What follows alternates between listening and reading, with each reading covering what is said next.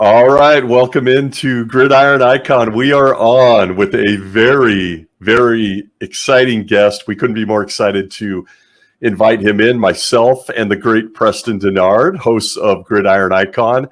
This guest will be easily recognizable by diehard Rams fans, and of course other teams as well, but I'm only going to claim number 29 in horns. That's just the way I am.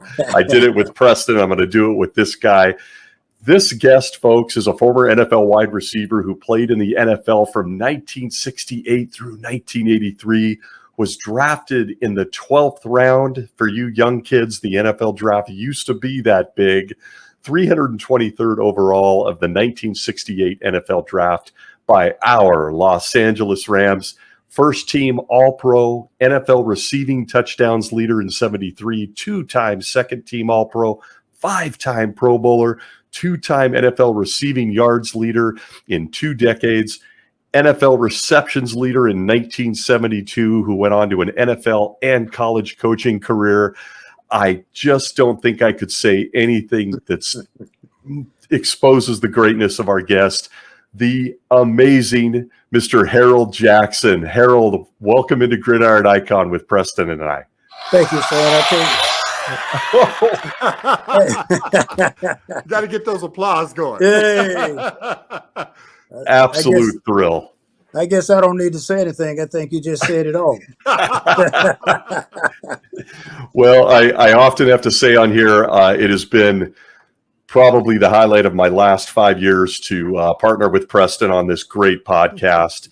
And to be able to meet some of his friends, peers, and teammates is just an absolute thrill for this lifelong Rams fan from the 70s. So number 29, the only two 29s I claim are yourself and that fella named Eric Dickerson.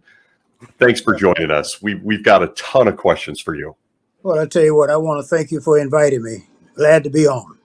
Well, HJ, I guess I'm going to jump in here. You know what? When I was wanting to dive into more about Harold Jackson, I know him as a friend. I know him when I first met him back in '78, and just been knowing him for years, coming to golf tournaments. But all these years, I had no idea you had the same nickname as my dad, Sonny. Where did that come from? Hey, you know what? I think I got that from my grandparents. Because they used to come around, and when they come around, they always wanted me to do something, and they call Sonny, come here, Sonny, come here, and that name stuck with me. So that's what everybody was calling me until I got to the pros. When I got to the pros, I went to Harold. Oh my goodness! Hey, it's a very few people call me Sonny now. Like I said, all my family, my sisters, my brother at the time, everything that when they want me to do something, it was Sonny. But when I got to the pros, everything went to Harold. Well, let me ask you this. You talked about your grandmother. I'm sure family was very supportive of you. Tell us a little bit about when you were growing up and how you got involved playing football. Well, you know what? My mom, I had to go back to my mom because football was not on her mind. She did not want me to play. She did not want me to play football. She went and got me a trumpet and put me in the band. So I had to play in the band in order to play football. And, all the coaches kept coming to my house, coming to my mom and telling my mom, said, Miss Jackson, he got to play football. He's, in practice, me said out in PE classes, our football players can't do nothing with him. We need to put him on the football field. My mom she was determined not to let me get on that football field because she knew that I was a small guy. I wasn't a big guy at the time. And, I didn't weigh no more than about 149 pounds, soaking wet in high school. And so after the coach and them stayed on her back and worked with her for about 2 or 3 weeks, she finally gave in. She said, I tell you what, long as he can play at halftime in the band, I will let him play football. Oh, my goodness. So what I had to do, I had to take off my shoulder pads and march in the band and did not know one note. I was just marching. What was the instrument you were playing, or trumpet? Attempting to play, or trumpet? Yeah, I had a trumpet. And I still own that trumpet, but you know what? Never. If I was making a living with that trumpet, I'd be starved to death, and I'd be up on a bridge somewhere trying to survive. Oh my goodness. Now, were there any other sports that you grew up playing as well? Well, the only other thing that I would do was probably run track, Okay. and track is probably what really got me going on the football field because, like I said, I ran track and nobody could really beat me in track, and so the coaches and them said that hey, you got to be a wide receiver. That's how I got to be a wide receiver. But when I was in high school, I never came off the field because I ran punts back, I ran kickoff back, I played defensive back, and played wide receiver. So I was on the field the whole time the ball game was going on. Well, I tell you what, you had to be something coming out of high school. What got you to Jackson State of all schools? Was it the only one at the time back in that day? Well, I'll tell you what. At the time, the head coach he coached me 1 year at Rowan, and he left Rowan and went to Jackson State, and he was the baseball coach, and he ended up being the running back coach at Jackson State. And so he was determined to get me at Jackson State because I didn't have any other scholarship to go anywhere but Jackson State because nobody wanted a kid, man, about 145 pounds. And so it was tough, but he knew exactly what kind of player I was. So he was determined to get me to Jackson State. So when I went to Jackson State, they ran out of scholarships. And you think I'm kidding? About 5 years ago, I found out that I was on a baseball scholarship instead of football. Oh my goodness. Are you serious? All those years, I'm telling everybody I was a football player, but I was a baseball player. Wow. There you go, Stace. That's how the game goes, right? I'm just amazed. One of the things I've picked up in doing this podcast, especially with Preston, is we've met several players and ex-teammates that were connected to baseball, ended up being world-class NFL players. It's just, for this guy who never could get there, I'm amazed by that story. That's incredible. Yep. For a guy that's supposed to have been on a baseball scholarship and never swing the bat, I couldn't stand out there, that little aspartame coming down through there. No way. I was too afraid. This is incredible. So there was a trumpet that you didn't know how to play and a baseball scholarship that you never swung a bat. And this is how we're meeting Harold Jackson, one of the NFL's top receivers. If I had to do either one of those, man, we'd be in the pool house.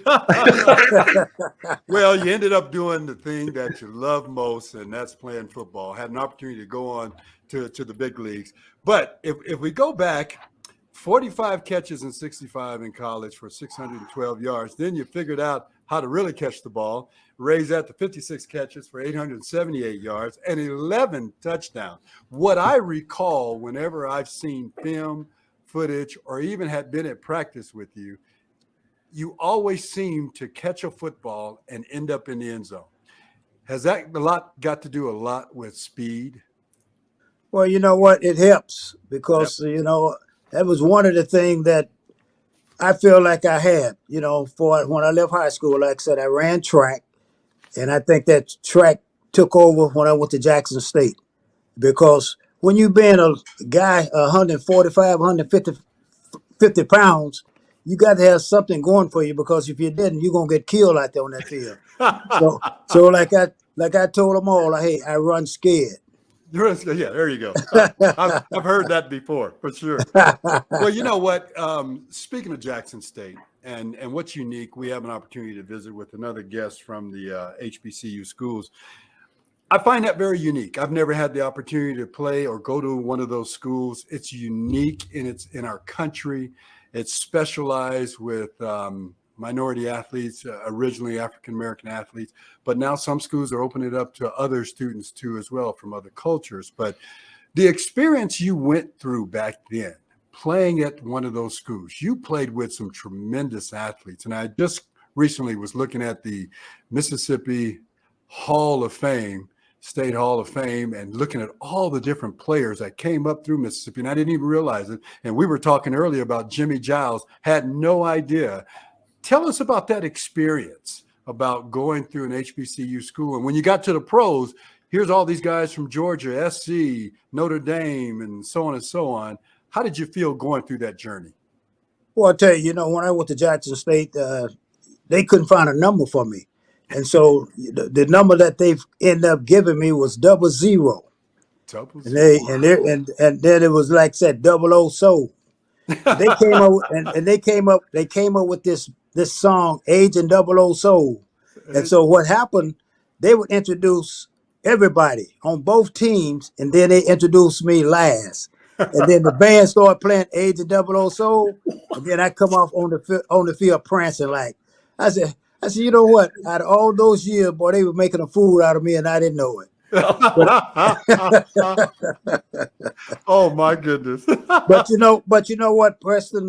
When I was at Jackson State my senior year, when I left there, we had 11 guys to get drafted from Jackson State, Yep. Wow. and we had 5 to go as free agent, and so we had I think about 8 guys that really went up there and they stuck because, like I said, coming from Jackson State, you had to work with nothing given to you, man. I tell Yep. you what, I told everybody, say, hey, when I left Jackson State, I was going to state because, like I said, I felt like it was easy once I got to the pros. Yeah. Isn't that something? Wow. That is unreal. That's unreal. I Wow. can't even imagine that. Gee. Well, 5'10", you keep talking about 155 pounds. You know, I graduated from high school at 150, went to college, graduated at 178, so I had a few more pounds. But Robert Ford was no lesser than you. And he was a little speedster, small at size too. But you was him? but you was taller though. Okay, there you go.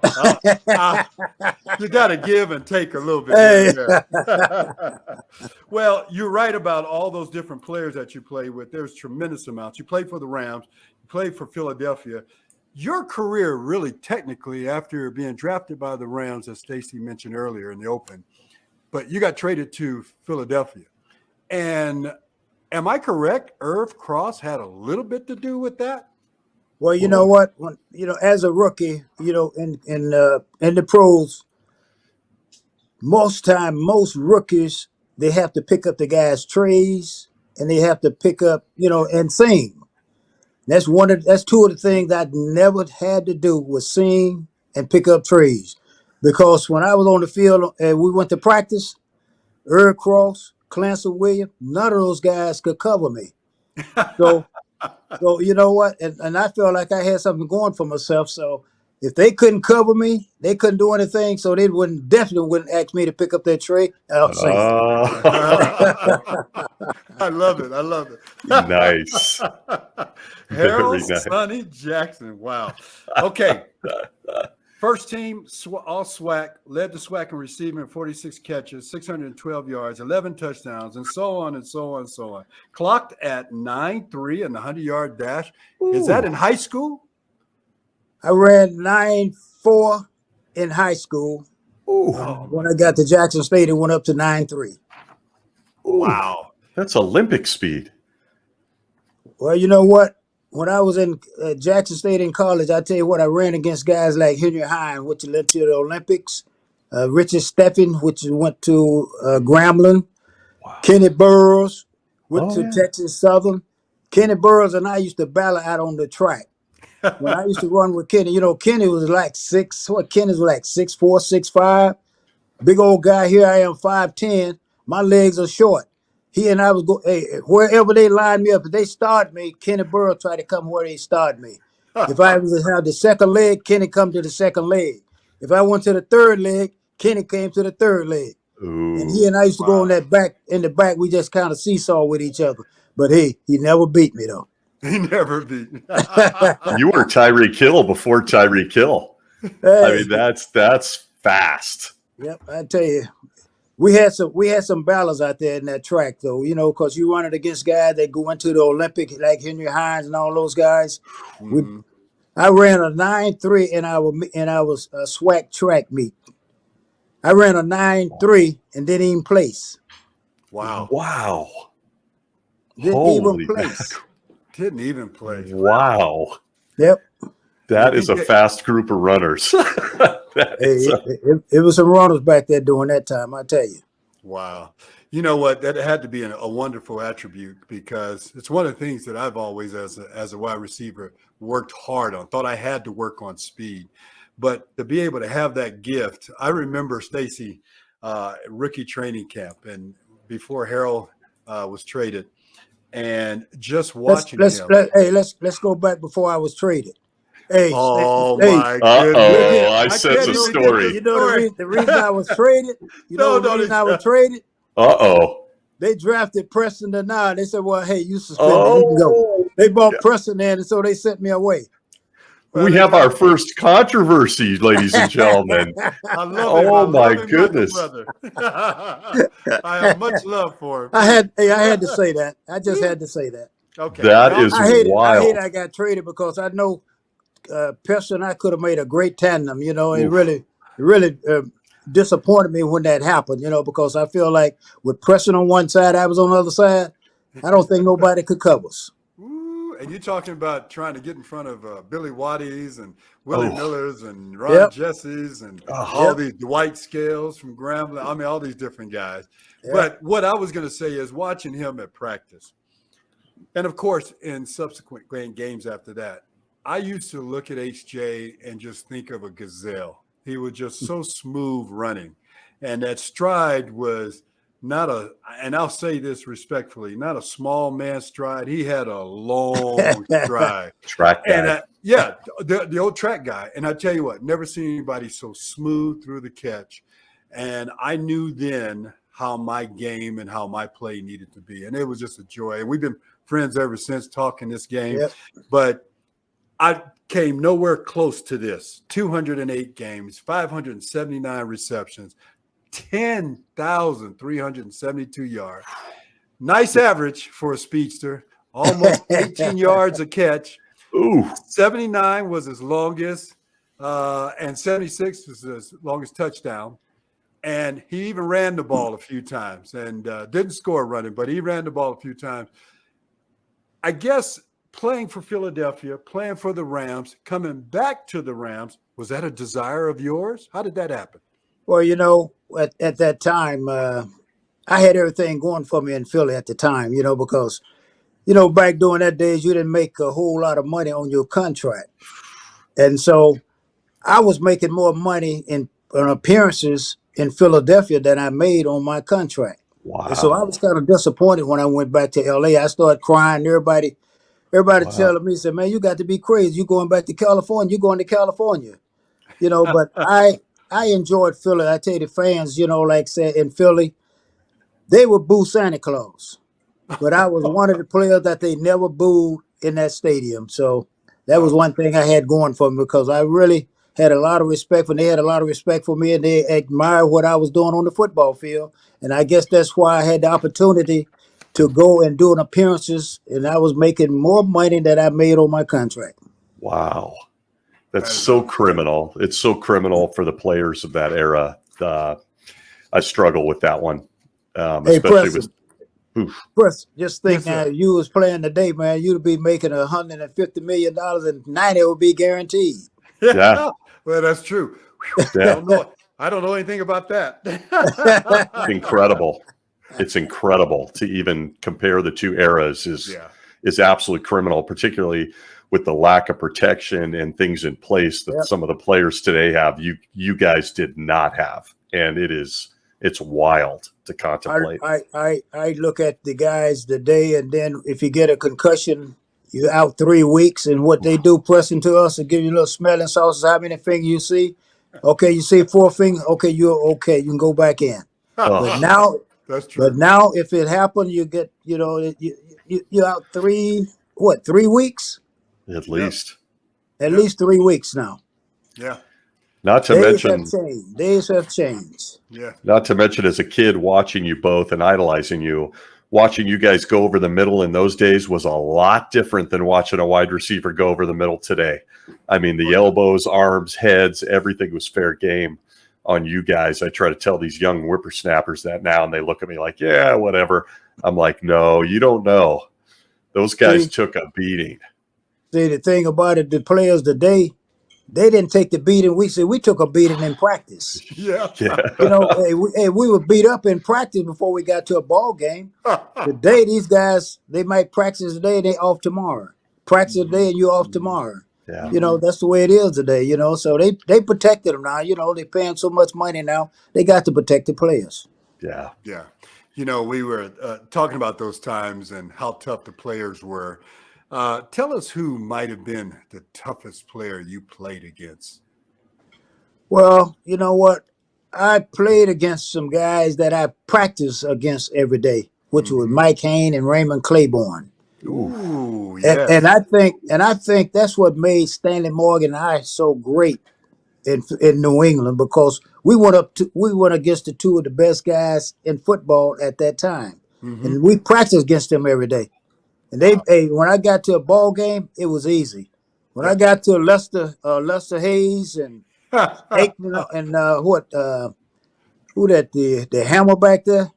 Oh, George Oh, Atkinson, Atkinson and Jack Atkinson, Tatum. Jack Jack Tatum. Tatum. Jack Oh, Jack Tatum, when I Tatum. got to them, oh man, it was easy because I knew what I had to do in practice, so it Yeah. was easy. Yeah, yeah, that's true.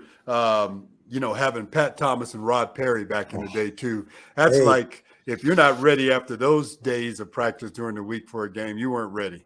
I tell you what. See, Rod Perry and Pat Thomas, they used to talk a lot when we was in practice, and James Harris, the quarterback. So they used to talk to James Harris, talk about, yeah, bring your boys on out here. We got something for you. Man, Shaq Harris just started throwing the bomb on them.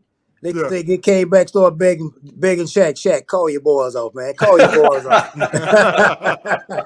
HJ, how good was Shaq?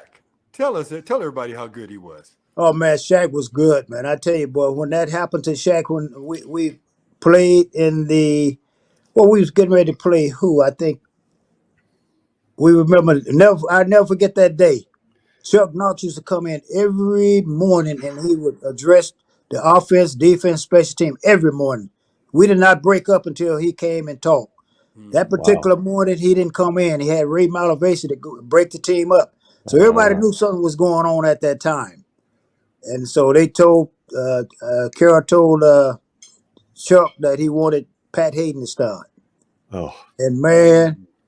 Chuck Knox, boy, he cried. And wow. I think we was getting ready to play Minnesota. I think Minnesota that week. Mhm. We go up to Minnesota. We was on the 5 yard, on the 2 yard line, 1 yard line, and we was fourth and about a half a yard. Pat Hayden quarterback sneak, and they stood him straight up. And Ugh. everybody felt like, well, hey, if they'd have had James Harris in there, big tall guy, big guy, we might have scored. And I think they blocked that field goal. We blocked the field goal, went back 99 yards to beat us. Mm. I Mm. remember that. Oh my Yep. goodness. That's Giving a me the tough time. goosebumps here. Those are memories I watched on television. True story. Yeah. Yep. I remember the Pat Hayden switch. Unreal. Yep. Yep. Pat was a good quarterback. Don't get me wrong. Pat was good. He's a real smaller guy and Yeah. real smart. Real smart.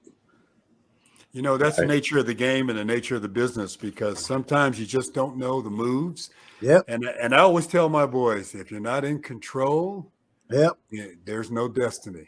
And, you just have to do the best you can do in the situations you're in, be the best player you can be, because it didn't matter what week, every week during the season, you look on the other side of the field and there's guys trying out each and every day. Every day, every wow. day. Plus, I know you wish you was playing today, man, because like so when we was playing back during the days, they didn't throw the ball that much, because we went in some Oh, ball game, we threw the ball 12 times a game. oh, Right, 12 right, times a game. right. Now they throw that ball, 50, 60 times a game.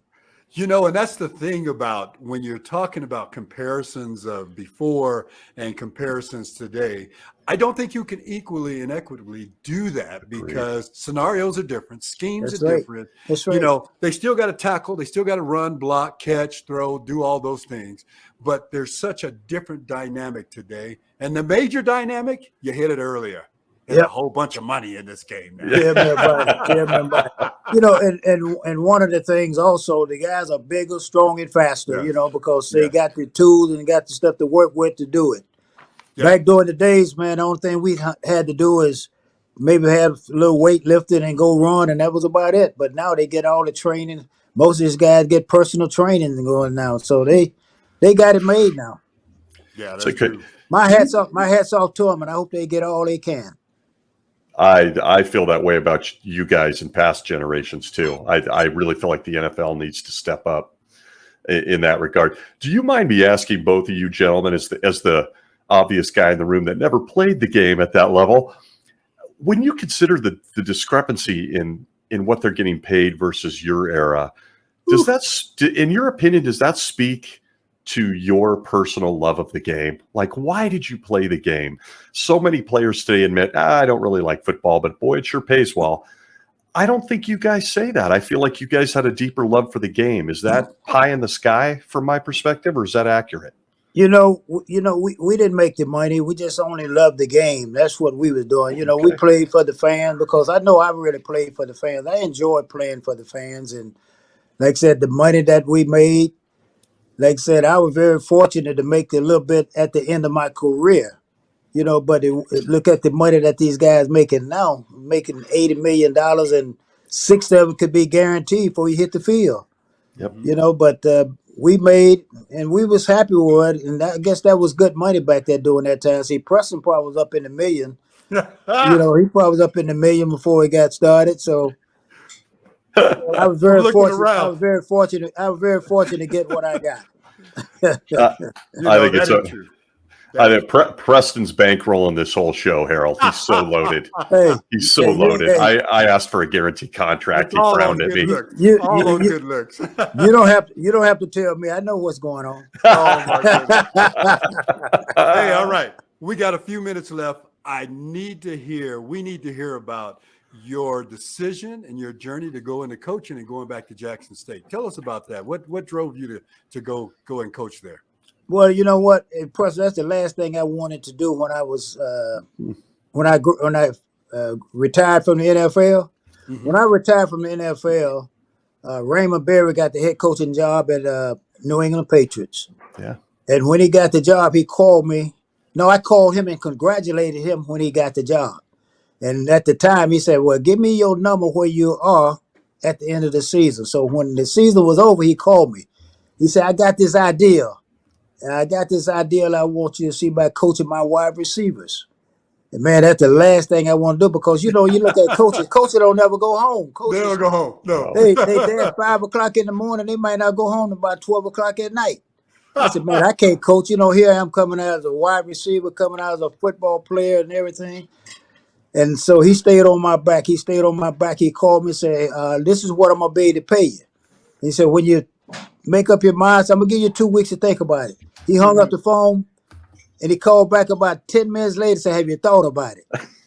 And I talked to Chuck Knox, and Chuck Knox told me, said, "Harold, give it a year. If you don't like it, get out of it." He said, "Because in this ball game, that NFL mean not for long, they'll forget you real fast." Yeah, not for long. I decided to do it, and hey, it was good, because I ended up, the first year we started coaching, went to the Super Bowl. So I said, ain't too bad. So I was at it after that time. I started coaching NFL and went to the college rank. Oh, that is outstanding.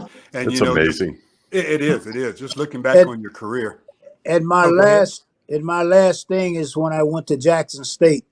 And the reason I've taken that job at Jackson State, because I feel like I could go back and give something to the kid that somebody put into me. And I want to do the same thing, because I told those kids I was your mom and your dad away from home, and I treat them that way too. Mm-hmm. Like I said, I did things for them, and I can't say it right now, but it was good. It was good, Good. They're signing deals now and making money in college now, which is something I'm sure is just unheard of for older football players. They're signing contracts, multi-million-dollar contracts as amateurs. That's right. Yeah. I figure, with the money they're making on most of these kids, I kind of hate for the small colleges, but the bigger ones, they making big money, and, those kids should be getting something for it. I know they're getting education. Yep. Yeah, I know you're getting that degree, because most of the degrees now, about $50,000 a year almost, so that's part of it. Yeah. Oh, man. Agreed. Well, we're at the point of our show where we're getting close to calling it a night with you. But before we go, we have a little segment that we do. It's called the 2-minute drill. And Stacey loves this. Stacey, Love it. do you feel like doing this one? You want me to? I'd be happy. I would be honored, but I defer to the teammates here. Oh no. Okay. No, you're gonna take this one. You got this one. Okay. I will jump in. This is usually Preston's segment, Harold. So I am honored to jump in here. We like to have fun. This is all designed for the audience to get to know Harold Jackson inside and outside of football, just as a man and a leader. Okay, we just rapid fire at you. Here's our first one: grass or turf? Grass. Yes. It's my favorite answer from all the legends I grew up with. Okay, defense or offense? Which is tougher? Which is tougher? Yeah. Defense. Oh, did not expect that answer. Interesting. Okay. Favorite movie of Harold Jackson? Favorite, probably In the Heat of the Night. I like the In the Heat of the Night, call me Mr. Pibb. Sidney Poitier. Sidney Poitier. Love it. I had a very good mother who made me watch the classics. I love it. So this is where it gets fun, Harold. Who plays Harold Jackson in a movie of your life? Woo! Preston and I. Oh! I said Denzel Washington. Yeah, right. I'll have you know that he wins this segment in a landslide every show. Everybody loves Denzel, including me. So Harold, what is in your mind, looking back with some time, what's your greatest football achievement? Well, you know what is my greatest, as far as if I say a game, I look at the game that I played against the Dallas Cowboys. In the first half, I scored 4 touchdowns. Mm-hmm. And I don't know whether that ever been done before. You score 4 touchdowns in the first half. Mm. And the other is that gave me the opportunity to go to Jackson State and coach there for a few years. And like I said, put something back in the young men that somebody put into me, because I tell them all, never let nobody tell you what you can't do. Only person say what you can't do is you. Look in that mirror and point that finger. You're going to point right back at you. Love it. Great message for you youngsters listening to this podcast. That is phenomenal. Just a couple more real quick. What was your fastest 40 time? This is a Preston Denard question. I want you to know. Fastest was 9.3 at a Texas Southern relay. In the 100. Oh. In the 100. In the 100. Flying. Like I said, I ran 9.3 and didn't place. That is so crazy. Somewhere there's a guy telling a story about how he ran against Harold Jackson and beat him, and he ran a 9.1 or something.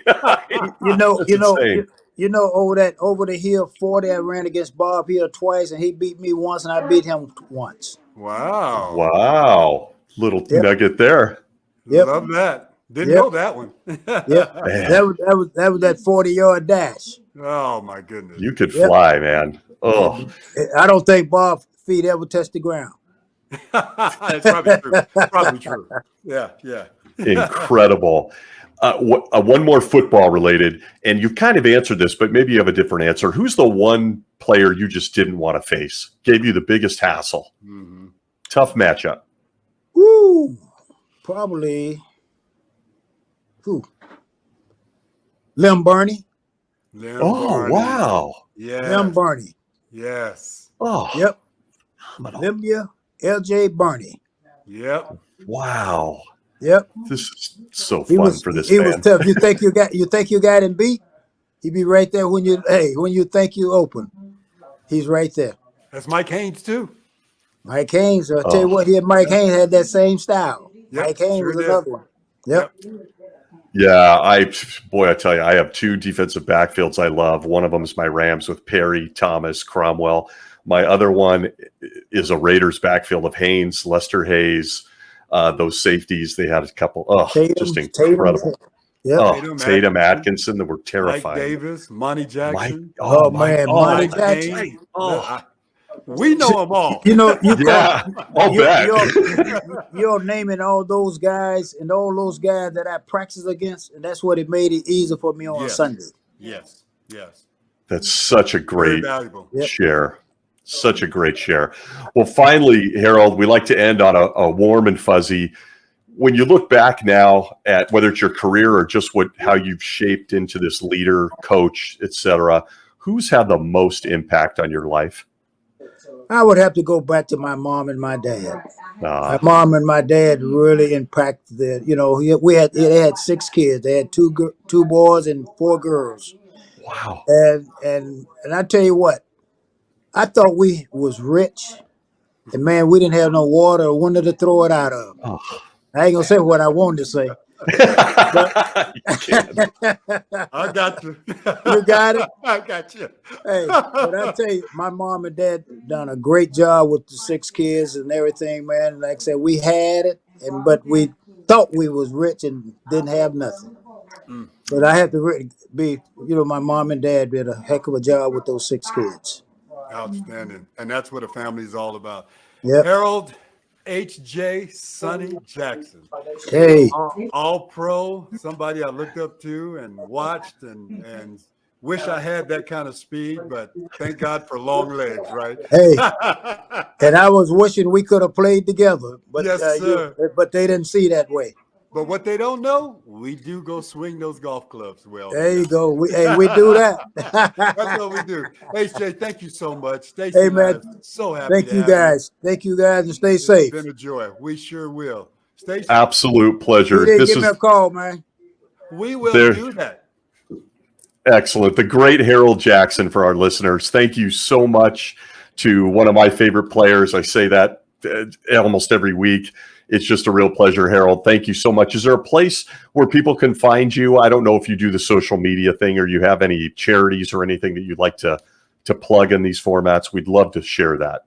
Well, I get about 20 emails, 20 letters every week, and Wow. they got my email address, which is haroldjackson29@yahoo.com. Very All right. nice. Good. Well, thank you so much, sir. Yes, Stick sir. with us for a moment as we close. For all our listeners out there, like, subscribe on YouTube and all the regular podcasting places. Preston and I deeply appreciate it.